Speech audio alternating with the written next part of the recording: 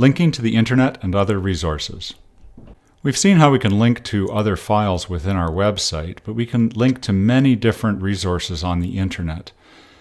Here's a list of some of the common URL schemes, and we'll look at a few of these in this section. File links to a local document, a document on your local computer. This isn't normally used as a URL in an HTML file, but if you double-click on an HTML file and open it, you'll notice that the address starts with file://. FTP is used for files that are stored on FTP servers.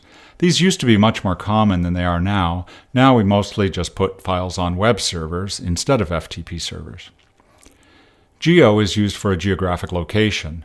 Often this will open up a map program or a Google Maps page and show a location of a geographic location. HTTP and HTTPS refer to web resources. HTTP is the standard hypertext transfer protocol that the web was designed with, and HTTPS is an encrypted version of that that's more secure. The S stands for secure. It's still the HTTP protocol, but it's wrapped in a secure layer to provide privacy to your communications. Mail-to is used to link to an email address, and tel will link to a telephone number.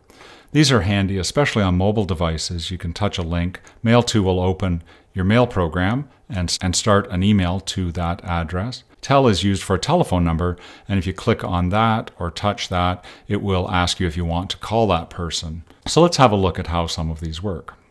We're now going to add a couple of alternate links to our document. Open the ctcontact.html page, and what we're going to do is add an email link to the email address on this page and a tel link to the telephone number on this page.